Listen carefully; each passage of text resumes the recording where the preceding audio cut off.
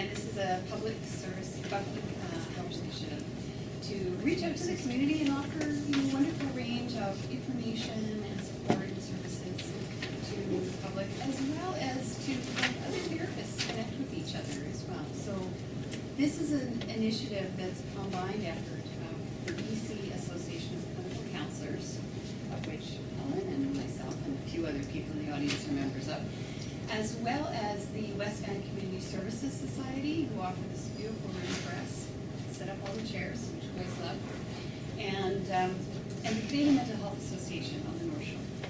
So I've integrated that.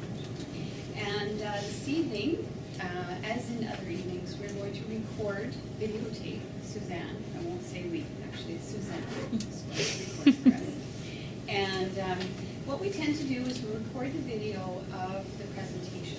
So if you have questions of personal nature or something you really get quite emotional about, or we will edit, or else we'll ask you to wait until later on in the workshop or switch your video camera off to preserve your confidentiality. Right? But the presenter tonight, Helen, definitely welcomes your questions and involvement throughout, so feel free. And I just want to welcome Helen. She's going to speak on the feminine path to well-being. She was filling me in earlier on her work so far, and she does lots of group jobs and individual work, and offers amazing opportunities for us as women to explore and to really create and do more, right? She works at Squamish, which is a wonderful spot. So she is a somatic therapist and a health coach. She started as a registered massage therapist over 30 years ago and has extensive training in mind-body therapies. She integrates Eastern and Western approaches, which is always delightful, and has developed a new health philosophy that honors women and the feminine. Okay. She specializes in helping women develop a healthier relationship with food, our bodies, and ourselves. And her mission is to free women from this struggle so that we can get on with our lives and our dreams. Thank you. There you go. Yay! So tonight, right, I want to share this philosophy with you because it is one that I think is a kinder and balanced approach. Because the present paradigm, in the diet industry and the fitness industry and health doesn't work, and we all know what we're supposed to eat and how to exercise, and we've got lots of information. And since I started as a massage therapist 35 years ago, I don't see it getting any better. For all the information that we have, as women are really struggling with this. So, and I struggled with it as well. And that's why I wanted to, look at what would be different? Like, why is this not working? So, to give you a bit more background on me and a bit more of my story. So, when I was 32, I was starting a phys ed degree. And at that point, I'd been a massage therapist for about 12 years.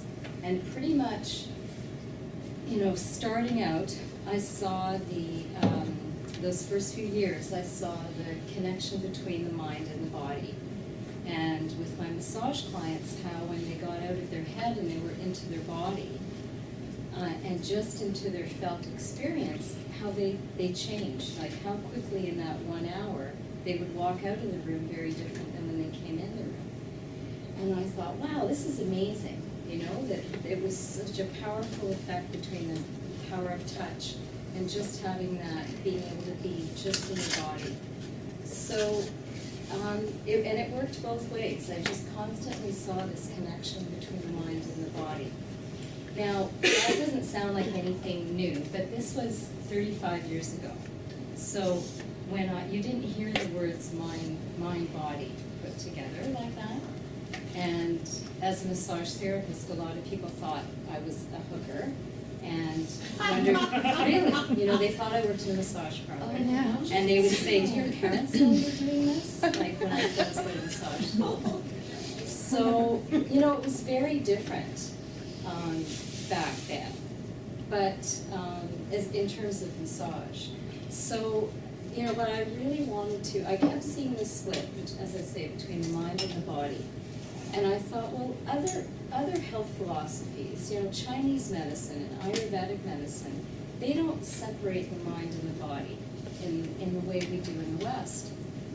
And I thought, you know, even you look at a university campus, and the faculty of medicine is over here and the psychology is over here. So there's this constant split. So I really wanted to be able to work with the whole person, but I didn't know how. And I wanted to do something along the lines of health education, because for all the information, it still seemed like about, you know, health in the bodies. A lot of my massage clients didn't seem to actually know a lot about their bodies. And so I just wanted to do something along those lines, and I didn't know what. So I was about 25, 26 by then, and I just started doing a lot of, you know, trainings in like yoga and meditation. So I was studying the Eastern side of things and but I wanted to be like credible in terms of Western science. I wanted to do something in that realm, but I didn't know what. So at the same time, I also was very bulimic. And I'd been bulimic from the time I was about 18 years old. And I binged and purged every day. Probably not starting out every day, but by the time I was in my 19, 20, and through my 20s, I say it now, and I kind of can't believe that I actually did that almost every day. So, and it took me, that was like sort of 18 to 25. So for many years, I just thought I could stop. And every day it was the same. You know, I had this really healthy lifestyle during the day. I lived in a ski resort. I was a massage therapist. I hiked, I skied, you know, and climbed. I did all this stuff. And I ate really well, except for when I didn't. And I had this secret life of, you know, binging, usually at nighttime. And every day it was the same. I'm not going to do this tomorrow. And I didn't understand anything about it, except I couldn't stop.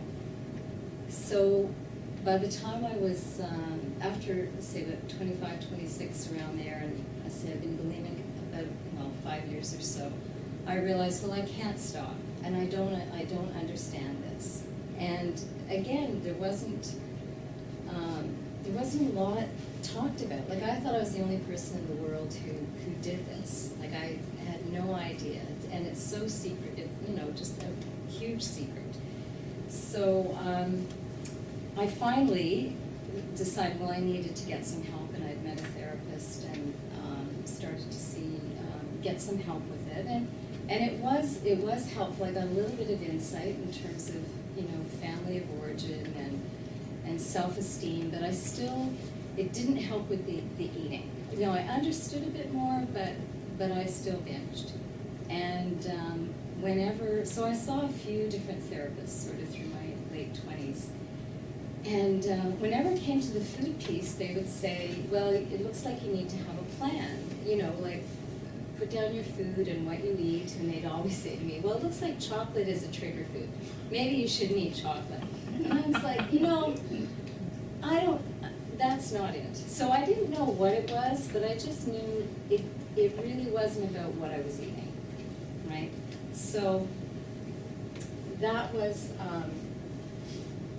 you know, that kind of went on for a while, and bit by bit, as I say, I was learning a bit more about myself, but really wasn't getting any better. And then when I was 32 and starting phys ed, I had kind of a really heartbreaking time in my life, and kind of threw myself into phys ed and getting my degree, and I wanted to, and I was just determined that I was going to figure this out, because I could see, you know, I'm not going to be, this is going to really affect my whole life. Like, I could really see the damage it was doing in other areas I am going to figure this out. So I had, that was the year I found a therapist who said to me, I don't care how often you throw up. I don't care. You know, and I don't care what you eat. I want to know it's why you do it. And I was like, bingo, that was it. That was what, you know, I needed somebody to work with me on. And it was funny, the other thing, you know, that she had asked me right away is, well, and what religion were you brought up? And I was like, whoa, that's a different question. No one's ever asked me that before. And so it was really the beginning of this looking at sort of my psyche and soul and spirit, and it was the beginning of how things started to change. So to go back to before things started to change, this was pretty much what life was like, and what I would hear about as a massage therapist, you know, working with a lot of other women in health clubs and retreats, that, you know, this is a pretty common way to go through the day, or to think. So just this spending your days thinking about food. For me, it was like fat, more just about fats back then. Everything was, fat was the enemy, and so everything was, you know, low fat. So we didn't have things like gluten-free, raw, paleo to worry about, you know, but now it's all those things. So I don't see that changing. Now there's just more food you're not supposed to eat, or food that's the answer. But it's just thinking about it all the time, and just that feeling overwhelmed with information on diets and exercise, and the pattern of you starting every day, I'm going to be good, and then it all unravels at some point in the day, and then ending every day feeling like crap. So, you know, like I say, I know that was pretty much described my day, and I was still very high functioning, you know, and I was a happy person, but this was going on. So it was kind of amazing when I look at how much energy this took, and what I actually looked like externally to other people, and how I presented. I didn't look that tortured, but I was on some level. So, and again, this, I don't know if this looks familiar to the people here, and women here. I'm just going to say women. There's one man in the crowd. So, and this is pretty much my day, and what I could hear from my massage clients, this is pretty common. And for, you know, I would go through this cycle in a day, but I would hear of other women who'd go, they'd be on a diet for a week, and then this would happen, and then you'd fall off the wagon, and I'm bad, and what's the point, and give it up, and until you start again. So, I know this is, you know, I just looked at these stats just the other day, but I see it's just such a huge problem that it is, and I mean we know this, but as I said earlier, it doesn't seem to be getting any better. And when I think of, you know, like $7 billion a year in Canada alone for the diet and fitness industry, and how obesity rates have changed, and the fact that eating disorders being in younger girls and older women, that's not getting better. And, you know, the numbers around like $426 billion a year on beauty products, and the amount, $12.6 billion that's spent on cosmetic plastic surgery, is just, you know, it's a symptom of a lot of women who don't feel good enough, right? And I know, you know, I think there's lots written about the amount of, you know, the difference that the media makes and all the images. I mean, and that's certainly true, that does make a difference, or, you know, adds to people's anxiety. But I always think when I see these, you know, numbers, and I'm not against beauty products or actually plastic surgery, but it's more that question of why. And I always wonder what percentage of women are, are spending this money because they don't feel good enough. So whatever, whatever any one particular woman does, I mean, that is up to them. But it's that there is such an unhappiness and expectations and not feeling, and I know the sense of women that don't feel good enough out there. So anyway, I think that makes it sort of concrete. Well, when you see the numbers, I find it kind of amazing how much money is spent. So again, this isn't really changing, and I came across this article on the CBC website, and this one of the writers in health had interviewed obesity researchers, and this is what they said. So the researchers are divided about why weight gain seems to be irreversible. That it's a combination of biological and social forces, and the fundamental reason is that we are very efficient biological machines, and we evolved not to lose weight. We evolved to keep on as much weight as we possibly can. Like if I had read that 25 years ago, I would have been pretty depressed at, reading that statement. And then that raises another troubling question. If diets don't result in weight loss, what does?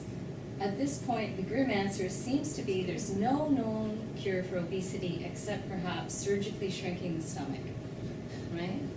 So, and I know that is an answer for some people, but that health researchers focus on dieting, and they just talk about the biological and social aspects of this. It's like they're missing the boat. They're missing a few big pieces of the story here. So, and part of this article as well was looking at why is it that 5 to 10 years later, most people will, no matter what they lose, they will gain it back in 5 to 10 years, right? So, like I say, and this is what people read on websites, and it's CBC, credible. It's on the news, and whenever I see this stuff, I was like, how come nobody's talking about emotions or psychology or why? You don't hear as much about that. So, anyway, so this goes on. It just reinforces that the idea that it's about what you eat and exercise. So, I find it leaves women feeling pretty, depressed and frustrated and thinking, well, I'm smart. How come I can't figure this out? I know that was me for many years. I'm a smart woman. I know a lot. Why can't I figure this out? And, what's the use of trying? And being embarrassed and ashamed about struggling with this, thinking, well, it's just me. Other women don't have this problem. And coming back to this, feeling that there's something wrong with me. So that was how I thought, for a long time. And as I say, it wasn't until I met this therapist who looked at the why that things started to change. And it was, so to back up a bit, when I was,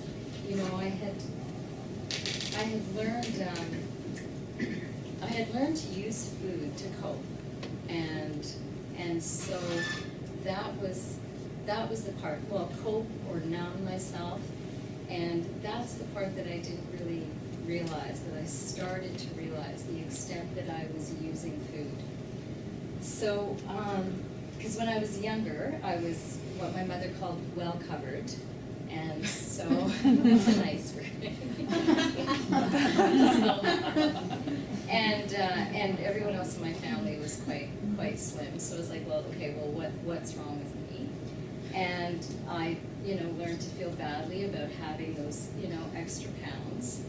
And it was, and it's so easy, for children and when you're younger, to internalize a message that you hear about your body.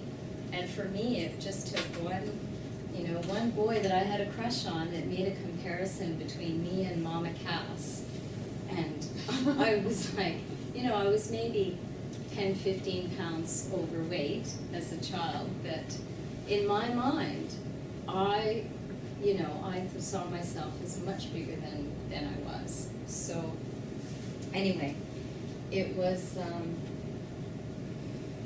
I saw the difference, with this, as I say, with this, with asking the question of why. And when you really hear what you say to yourself, and you really know what you believe about yourself, and listening to that it starts to make a huge difference. And I couldn't have done it on my own.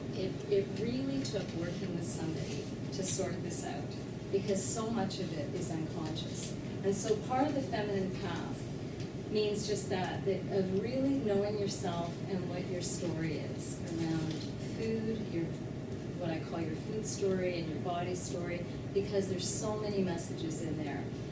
And coming from a place of self-love and compassion, kindness, gentleness, and nurturing. And I think, any therapists in the crowd know that if you ask somebody, if they beat themselves up, well, people can think something really quick. And if you ask, when I ask a client if they can say they love themselves, they're like, whoa, I don't know, can't go there. But you can certainly say something negative pretty easily. So, but what came from this, and why I do this work and want to do this and work with women, is that in working with that therapist, and after a few months, so the end of my first year in phys ed, this job kind of fell into my lap with the Olympic swim team, and I was really afraid to take it, and I was offered the job because I was a massage therapist. I was older than I was older than all the swimmers, and I was going to be traveling with the swimmers, and it was just a phenomenal opportunity. And I was scared to death to take this job. I had to learn all this computer work and taking blood, and I was just terrified. And I had this moment where the night before I had to let the head exercise physiologist know if I was going to take the job, because it was an assistant job. And it was in the Olympic year, doing research and tracking the top 5 swimmers. And I just had this moment, and I knew if I binged tonight, and I would have binged every day at this point, pretty much. I thought, if I binge tonight, I am not taking this job. Because I knew in the morning I would feel terrible. I would just feel so bad about myself. There's no way I would take this job. So it was just this kind of fork in the road moment that I didn't give it a whole lot of thought. I just knew that I better not binge. Otherwise, I would have sabotaged it. So I'd done enough work that I started to get a sense that I was enough. I became a little bit more conscious of the patterns that I've been completely unaware of before. But, that job led to so much, and it never would have happened if I didn't start to work on this. And the job led to my meeting my spiritual teacher in Santa Fe. That's where the team went to do altitude training. And from that, which was a part of the journey and part of the work of healing my spirit and my soul. And I changed to psychology at the end of after when the Olympics were over. And then went on to graduate school in Somatic Psychotherapy.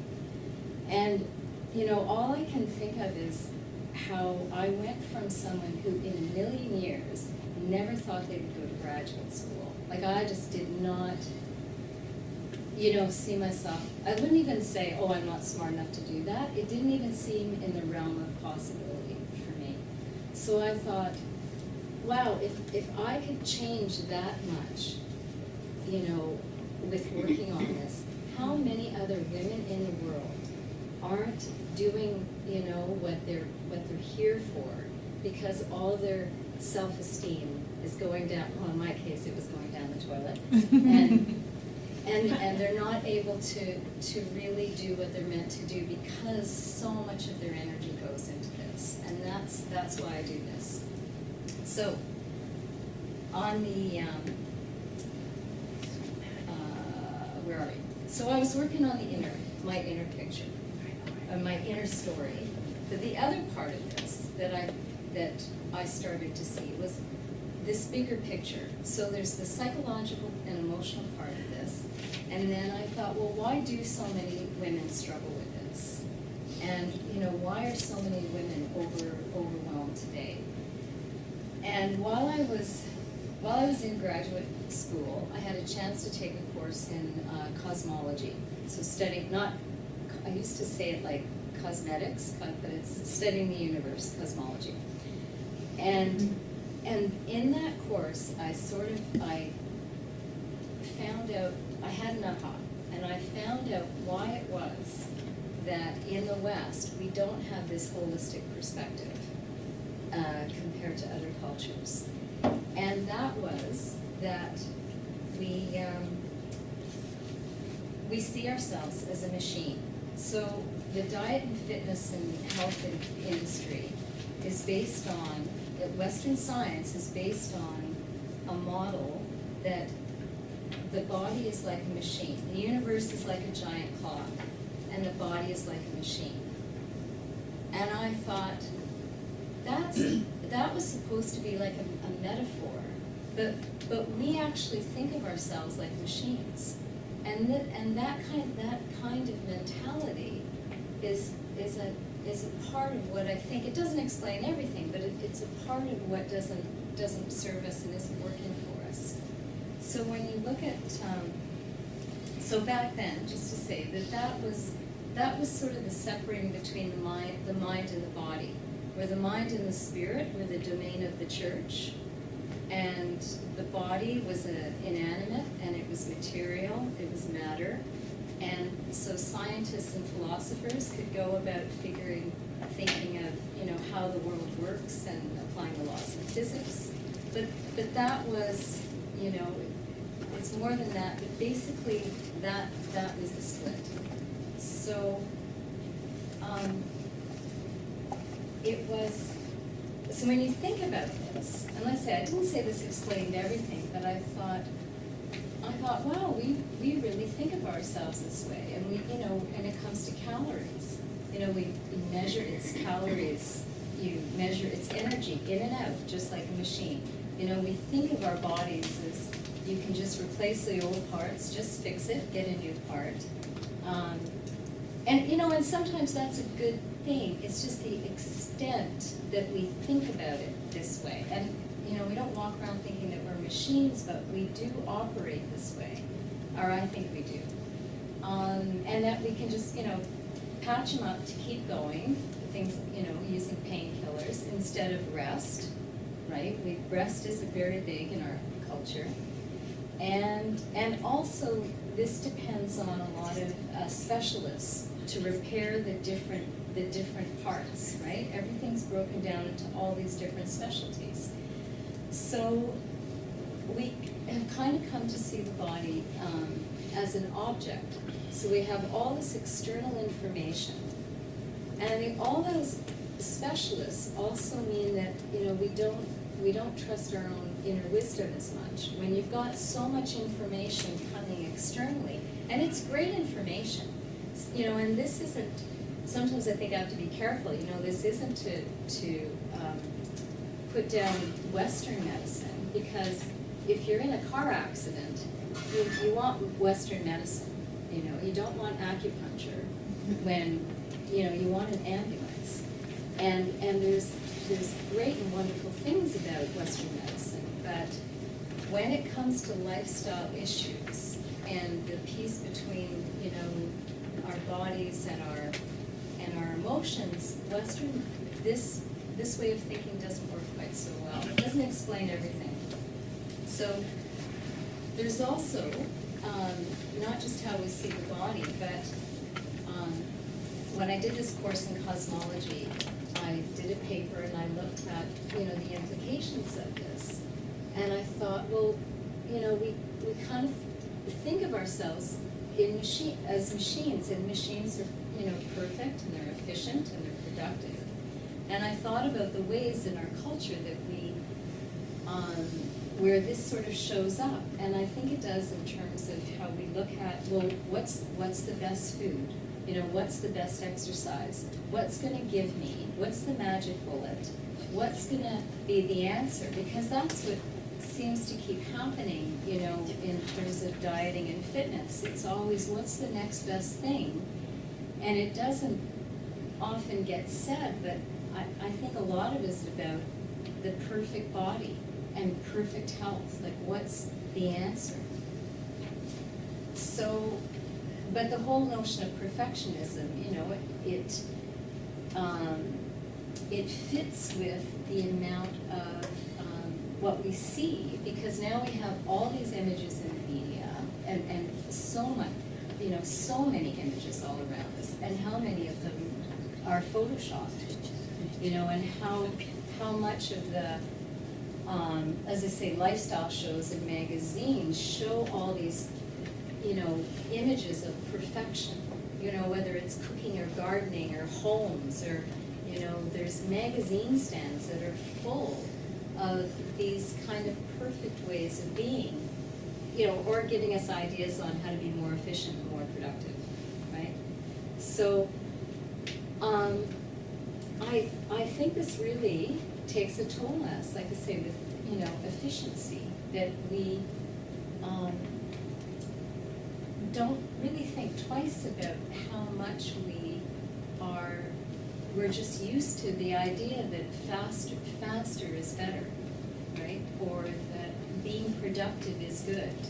You know, I remember, I don't hear it too much now, but I remember a while ago how often I heard, like, being busy seems kind of like a badge, you know? It shows your worth, that you're doing what you should be doing, you're working hard, it just, I think, you know, plays in, or is a part of this metaphor. So, but I say this metaphor, and thinking ourselves this way, also keeps us very disconnected from the felt sense of our bodies, and, as I say, more of a dependence on external expertise. And, you know, emotions aren't really part of this equation. They don't come up when you're talking about the feeling being a machine or being thought of this way. So the other piece in this course was that, sorry, I'm just going to come up here for a second. So one of the things that I see is how much this information and expectation leaves a lot of women feeling overwhelmed, because it's everywhere and there's so much of it. And because there's so much now, you know, social media, there's way more places for women to compare, and what I call, you know, compare and despair. And I see it. I used to teach a wellness workshop for emotional wellness for new moms. This is in Squamish. I worked for mental health up there. And I would see how much they would compare everything about first their pregnancies and then their children, and just the amount of anxiety because of all this information. And I mean, wanting to be good moms, but there was so much comparing that went on with their kids, and as I say, just so much anxiety because there's just so much information. So, I don't think that's helping. And again, this old paradigm it depends on willpower, what I call punishment, no pain or no gain. Now that's sort of, I don't hear too many people saying no pain, no gain, but actually, wait a minute, boot camps are sort of have that mentality, don't they? Yeah, I haven't been to a boot camp in a while, so yeah. I don't do that anymore. And if I only work out more, right? So it's very, yes. I just had a thought, like, do you think that the whole therapist, or being a therapist, is almost the same way as these boot camps are? It's the whole idea that, you can be a better self, you can understand yourself better, so we're looking at it from a whole other angle too, right? So we're doing it from a psychological, we're doing it from a psychological perspective, where they're doing it from a more body focused, but it's the same idea that you can be better. Right. Right? So if you think about it, I'm listening to this thinking, well, really, that's just what we've become, because we're constantly evolving, constantly telling ourselves that next level. Right. And then I think it's the individual who kind of might lose sight of it as to what is that next level. That's on a more personal level than versus a whole. I don't know. Right. I'm just thinking. No, I hear what you're saying, and that's it. It's that getting better. It seems like a good idea. It just seems like a good idea. It does. It seems like a really good idea, but when does it stop? Like that's the perfectionism. I think that's a bit of the perfectionism, and as well. I don't know. I think actually I'll just leave it at that. I think that is it in the culture, that a lot of energy goes into being better and being perfect. So, I think I lost track a little bit. Sorry. No, it wasn't because of you. I lost track before you asked the question. Thanks for asking the question. So, there's this, there's a constant, Rosen said, there's this constant way of having to fix yourself. Yes. Of fixing, right? So, the difference with the feminine, path is it's about caring for yourself versus fixing yourself. It's trading caring for fixing, trading fixing for caring. That's the way it goes. So, and I'm also, I'm not against that there's anything wrong with, you're lifting weights, but I think there's a difference between when you're moving your body and you're challenging yourself for the felt experience of that it just feels good. If it feels good, but it's very different to be doing it because you think you have a greater worth because you worked out. That your worthiness depends on whether you worked out and what you ate that day. That's different than just the experience of feeling better. So, so the ahas I had, I said, the one was this mechanistic view and thinking how much that informs how we think. And I had started sort of doing some speaking about this and how it affects, women and healthy dieting.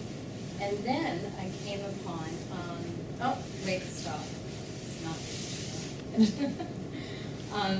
Another part of this, or I should say when I was taking the course in cosmology, was the very point of learning something that I didn't know, I never knew this before, that you actually are the universe. So I always thought, bodies are miraculous. As a massage therapist, it just blew me away, thinking we are absolutely amazing. The human body and humans are so miraculous beyond belief. And then in studying cosmology, I learned that, I don't know if any of you know this, but every single atom in your body was formed at the beginning of the So the calcium in your bones, the carbon in your genes, the iron in your blood was formed billions of years ago. So now when I say that, I don't mean the iron, like the iron in your blood is a great, great, great granddaughter of the iron that was formed 14 billion years ago. It's the same thing. All iron in the world, all iron was made then. So our bodies, we are made of star stuff. We are made of exploding stars. All of us. That's what we're made of. Like I just thought that was the most, I thought, and who knows that? You know, we don't get taught that. So I was like, oh, that's, you know, that's how we are connected to the universe. We are part of the universe. We're not separate. So with that mechanistic thinking and the split between the mind and the body, there was also the thinking, you know, the philosophers and the scientists of the time that you know, we were separate from the universe and that man controlled nature. And that's what we do. We're separate. It's something different. But every other philosophy, Aboriginal people, as I say, in Chinese and Ayurvedic medicine, place humans as a part of the cosmos, as a part of the universe. It's all one. And I thought, well, this is how Westerners sort of need to see ourselves, that we actually are part of the universe. So it was, I don't know. How does that strike you? Is that like not? I just thought that was amazing. So I think when we think of, you know, listening to ourselves and our intuition and our wisdom, you know, we have evolved over 14 billion years. Like, no wonder we have intuition and wisdom. Is that there's a lot of knowledge in us if we just listen to it. So anyway, as I said, I thought, well, maybe, you know, this is a way of working holistically is from a Western perspective. And then this other piece of the puzzle, the feminine, came to me when I was on a conference and with a coaching conference. And one night, and it was all women. It was amazing, incredibly supportive. Hundreds of women, just really supportive of, you know, their different kinds of businesses. But I sat up in the middle of the night. It was like 4 a.m, and my first thought was embody the powerful feminine. And I was like, what is that? You know, I had no idea why I said that. I didn't even really know what the word, I shouldn't say I didn't know what the word feminine meant, but I never thought about it. I never thought about the feminine. And I ended up, I came across a course called Feminine Power. And as soon as I started to hear the women who were developed this course speaking about the feminine, I was like, well, that's the other missing piece. Because in other cultures, again, Chinese medicine, you have yin and yang, right? They account for those energies. They account for those dynamics. Ayurvedic medicine does. Aboriginal philosophy does. They can talk of, you know, Mother Earth and Father Sky. But we don't account for that in the West. So I'm going to do a little exercise. If you're comfortable, I want you to close your eyes. And I'm going to read a list of words. And I just want you to see how this feels. Just notice how it feels in your body as I read out these words.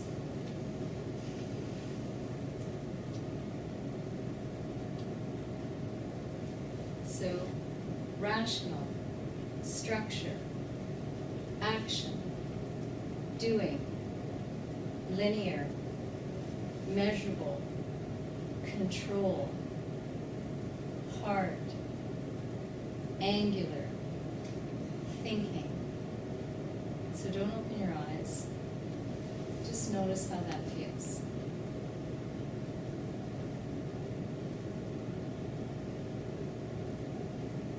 And now I'm going to read another list. Intuitive, creative, non-linear, being, relational, emotional, flow, round, surrender, feelings.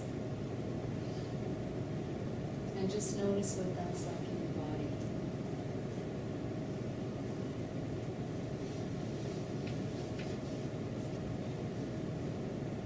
And just take a breath and then come back into the room.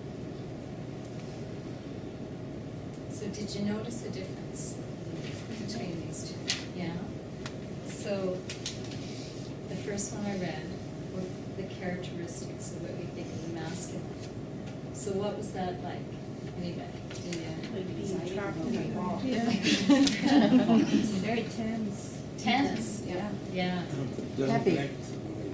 Pardon me? It doesn't connect with the body, because the other ones have access to the body. Right. I Yeah. also noticed myself judging for each one of those. It's like, oh yeah, I didn't do that well enough. Structured, no. Yeah. So, you know, it's interesting, and it's not that, you know, I think it goes without saying one is bad or one is good, but we need both. You know, we need both. They all have a place. And so one of the things I do, you know, with clients on the program I do is ask them about this. Is go, well, where do you need? Maybe you do need more action, or maybe you do need more rest and being, and just to see, well, where, you know, how do these two energies show up in your life, and where can you use these to feel more balanced? So, because it kind of goes without saying, in our culture, you know, what do we value? Well, thinking over feelings, right? And doing over being, irrational over intuitive. So I think, you know, it's important to look at this and really go, well, where does the feminine then fit in? And so when it comes to health and well-being, no wonder so many women struggle, because there's not a lot of room for this in our culture. So when it comes to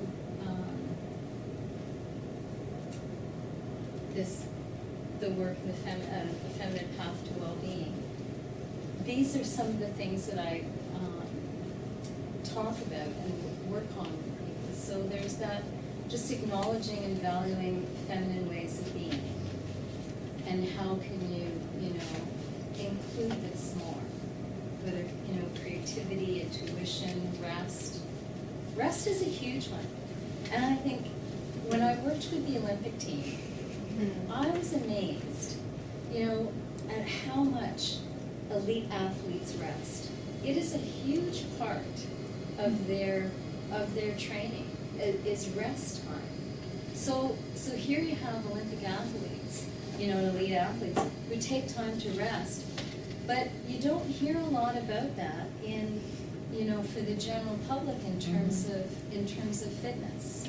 You don't hear a lot about rest, and yet we need it. We need it to be restored. And well, along with rest is just being in more of a relaxed in more of your parasympathetic nervous system, whereas the sympathetic nervous system, that's split, is more adrenaline and what's it called? fight or flight, right? Versus the sympathetic, parasympathetic system, which is restorative, right? So there's that. There's just how we think about the female body.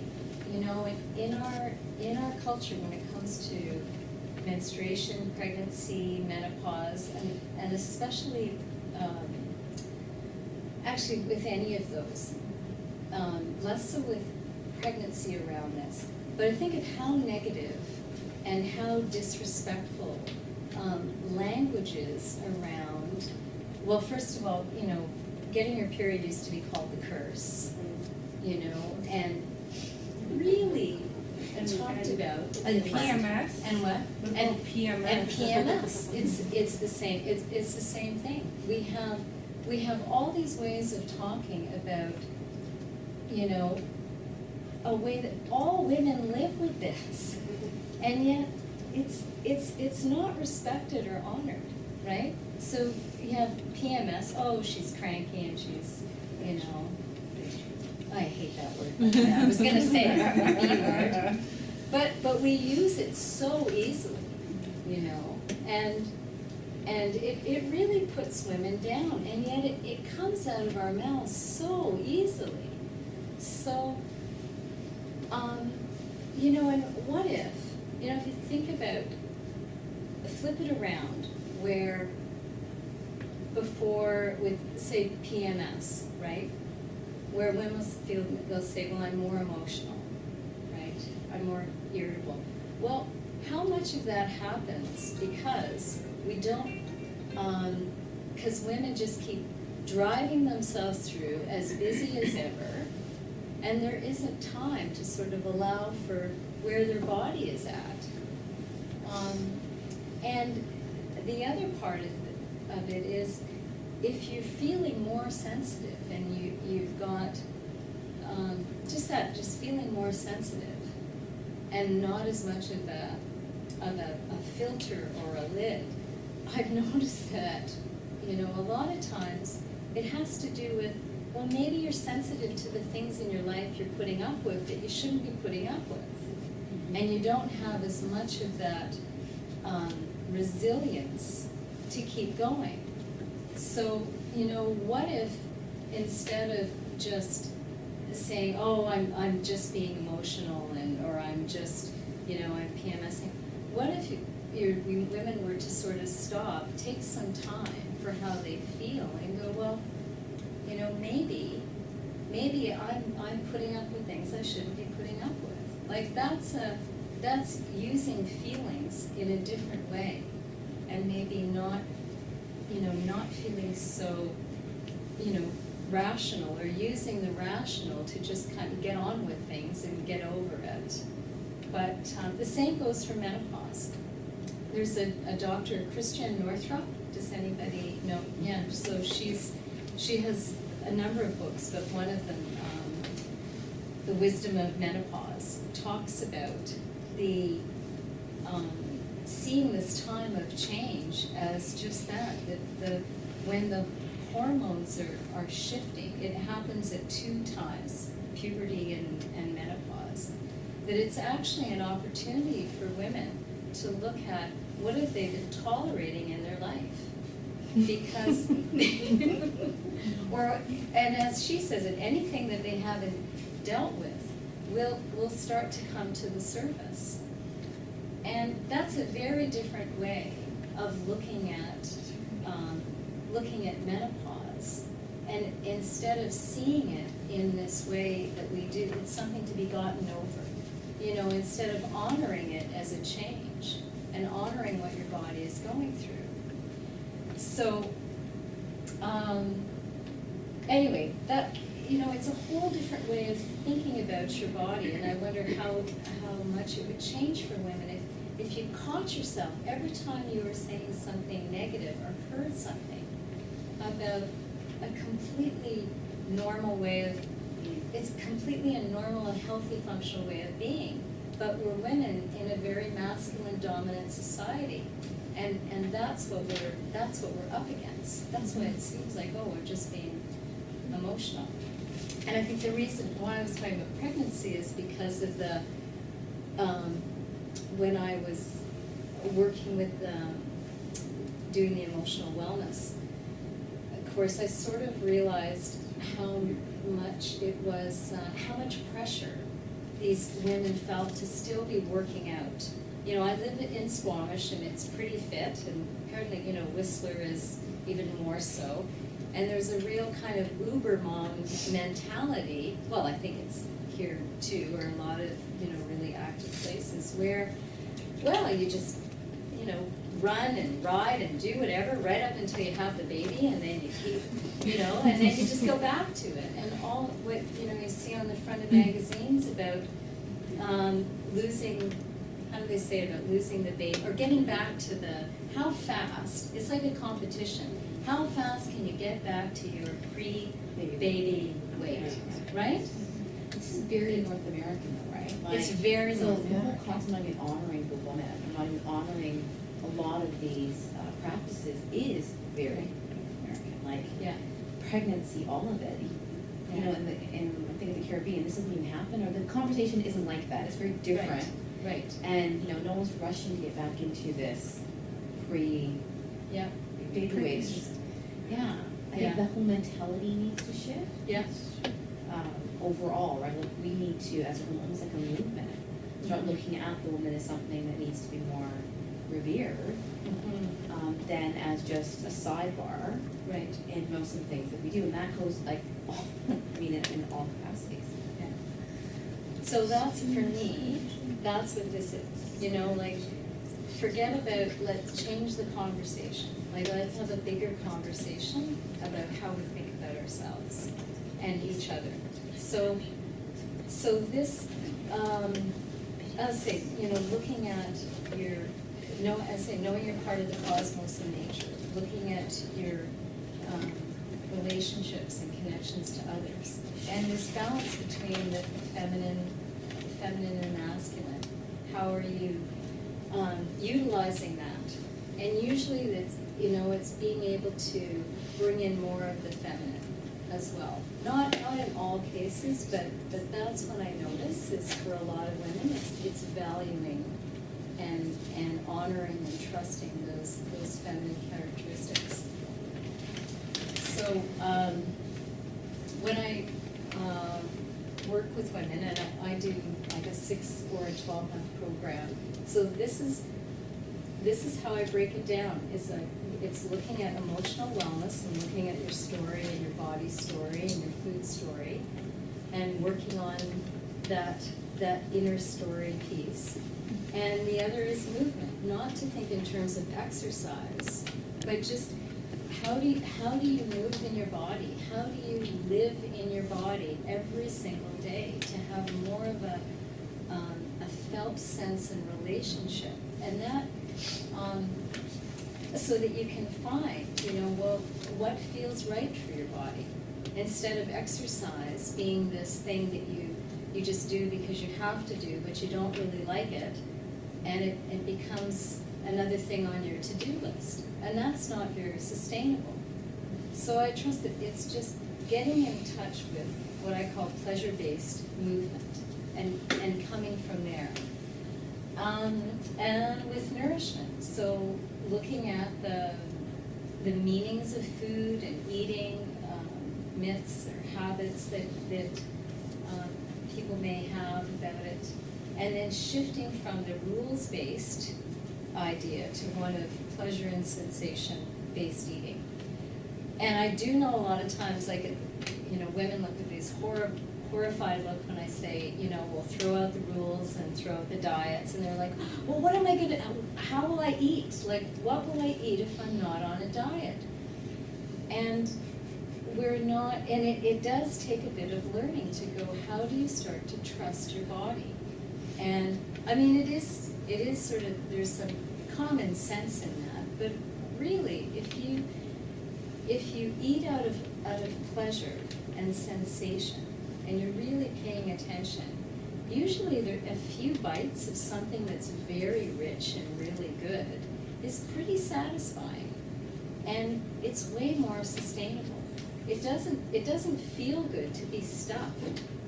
You know, if you use that as a monitor, then of these, you can eat in a pretty healthy way. You know, most people know when they want something that's greens or smoothie or, you know, so I don't, the whole good food, bad food thing,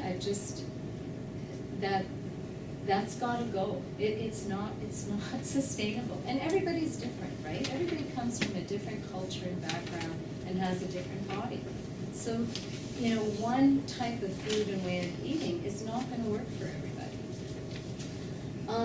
And nourishment, you know, the other part about food is it's learning about how do you feed yourself in these other ways.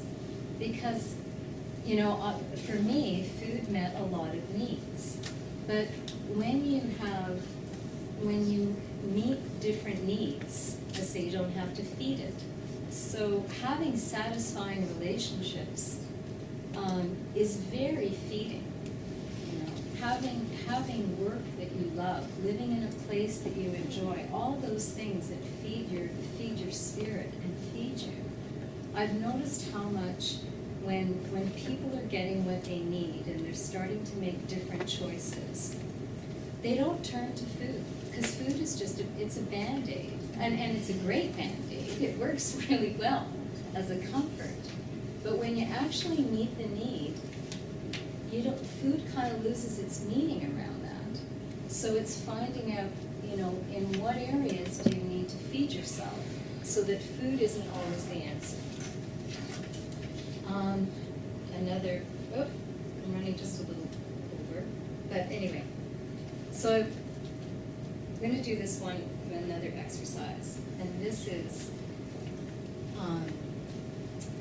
just part of it, in finding out your and telling your body's story. So everybody gets different messages, and from somewhere, and sometimes it's, you know, it's family, it's, you know, those comments, oh, only boys run, and our family's very big, and, you know, there's you never know what comment, what got said, so that has registered with you, and that to you is true. But it was something that you heard and you took on board and internalized. So if you've got something to write on, you can do that. Otherwise, I'm going to get you to just close your eyes again, if you're comfortable. And I just want you to notice if there is a message, if there is a memory that you have of something about your body, some message about your body, and just notice what comes up.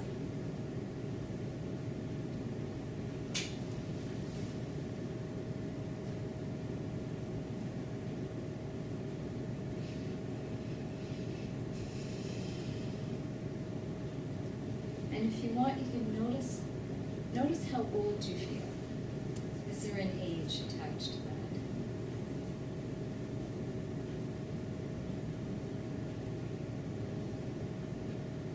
Where do you feel the message in your body? Is there a sensation that you become aware of?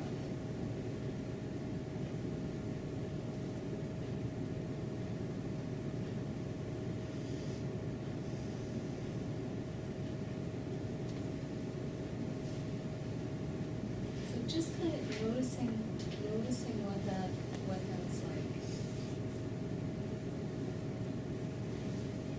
If there's an emotion around it.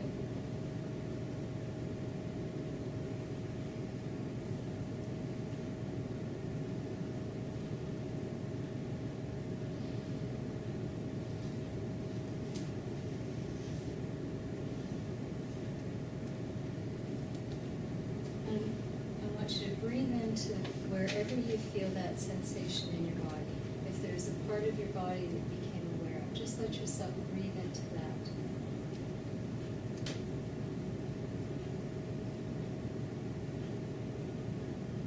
And just know that that message isn't true.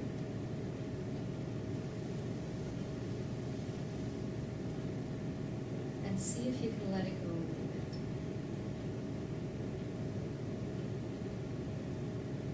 And if you can replace it with something else, something more positive and loving.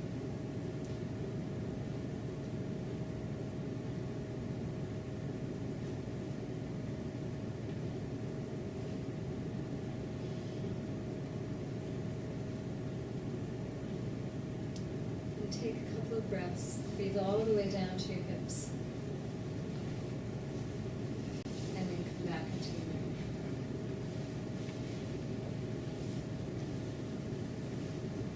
So, now I found most of the time something does come to people, that there's some memory of something that is said. So, just sometimes when you make it more conscious like that, and it becomes more concrete, that somebody actually, said this thing to you and whatever it was, and it starts to get some distance versus it just being a belief that lives in you. And so,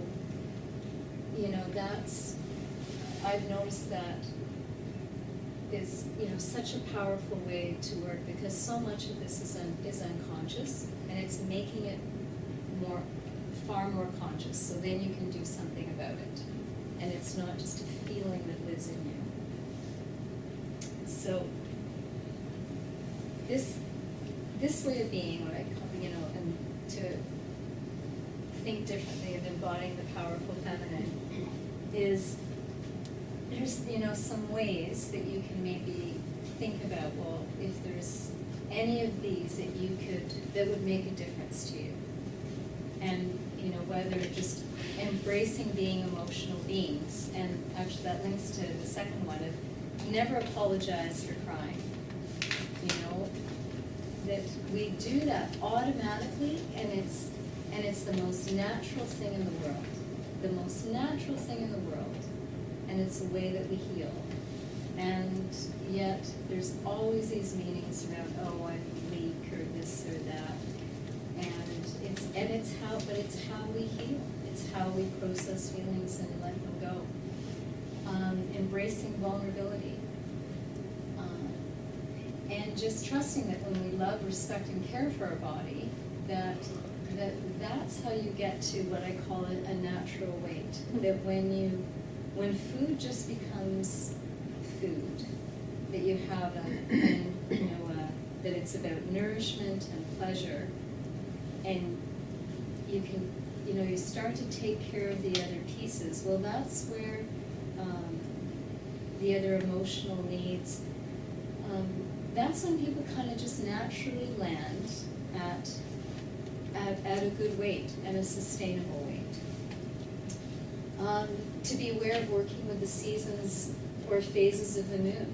The idea that so many people start dieting and fitness programs in September, or go on, fasts that are all these light summer foods and green foods that our bodies aren't meant to be eating. For most of us in North America, it's cold, it's dark. We're more going into hibernation mode, but for many people it's a time of year where they get into diet mode, but it kind of works against our bodies. It makes more sense come spring, February, when there's more light, and most people kind of naturally feel like doing a bit of detoxing in the spring. That's working with your environment, or working with nature, instead of enforcing, this time of year, like I say, September. It's so many women and people struggle with starting fitness plans or new regimes at that time of year. It goes against the grain. So how much more eating do you do to comfort yourself because you need the energy to get out and go do these things, you know, versus maybe you just need to rest, do more resting. So anyway, just to take that into consideration and, you know, being mindful of the body cycles, like I said, about the female body.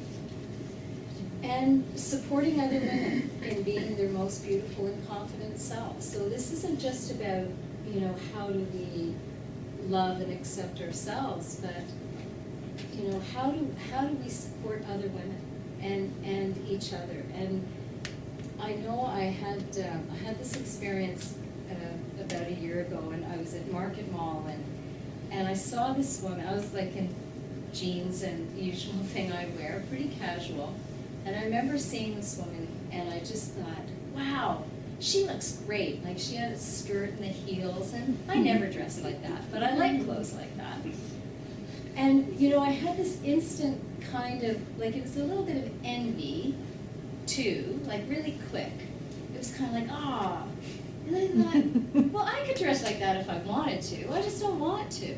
And instead of kind of keeping all that to myself, because I thought I really liked what she was wearing, and I don't remember if it was her skirt or something, and I was like, you look great, I love your skirt, you know, and it was, it seems so silly, but it was, you know, I could see, she was like, oh, hey, thanks, you know, and I was like, well, I don't dress like that, but you look great, you know, and I thought it was kind of how much I see this sort of culture where women sort of criticize each other and what they wear and what they look like. And I just think it's so sad because, you know, why make each other wrong for wanting to look beautiful, you know, and wanting to dress nice or you know, or because if you're, you know, older and there's some women who are younger, like any kind of that kind of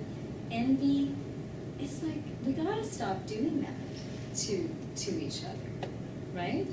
I just think it's a part of the culture of sort of the gossiping, and you know, we need to support each other, and that's the only way I think we're gonna make a difference in the world, is by being our whatever, how we see it and feel it, our most beautiful and confident and empowered selves. That's how we're going to make a difference, not taking out other women, right? I think it has to start with women. It's not up to men to do this. It's up to us to value our bodies and ourselves first. So, on that note, the world will be saved by the Western woman. And the Dalai Lama said, have you seen this quote? No. Apparently, really? Oh, I've seen it a few different places. Apparently, he said this in Vancouver at the 2009 the Peace Summit. And you know, when I first saw it, it fit with why I do what I do, and I looked for a context, like, well, what else did he say? Did he just spit this out, or did he say this? And I looked for that, and I saw the same sort of questions looking around on Googling and the internet, going, yeah, he just seemed to say this. And nobody really knew what else he said, but I thought, well, good for him. And there was what? I always want to see like a picture of this woman in like a super girl outfit in a cave, like flying through the air. Flying through the air? Well, I used this picture for a workshop, and there's something I just love about it, you know, that I just love about this picture, for whatever it's worth. And but you know what I thought when I saw that. Well, the other thing he did say, I found out as well, is that he said, some people may call me a feminist, but we need more effort to promote basic human values, human compassion, human affection, and in that respect, females have more sensitivity for others' pain and suffering. So, but when I saw this, what really spoke to me about it is I think about, as I've said earlier, all the energy that women in the West put into this whole issue. And I know how much they're struggling. I mean, nobody wants to spend this much of their life energy and time and money struggling with food and body issues. But I thought, wow, you know, to solve this for us, and we took all that energy and put it out into the world, instead of it going into trying to fix ourselves and make ourselves feel good enough. And that's how I kind of see this, because we have so many freedoms and opportunities in the West. And I think, well, how many women aren't going into politics, or aren't, you know, sitting at the table of different, you know, in more powerful positions because of feeling insecure or not confident. And so that's my goal with this, really, is to help free women to get on with their life and do whatever it is that they maybe can't imagine that they would ever be able to do. And you never know until you sort of solve this piece, if this takes up a lot of energy in your life. So that's that's all I have to say about that. I didn't say more about it, but yes, wrap it up. Anyway, thank you. Thank you.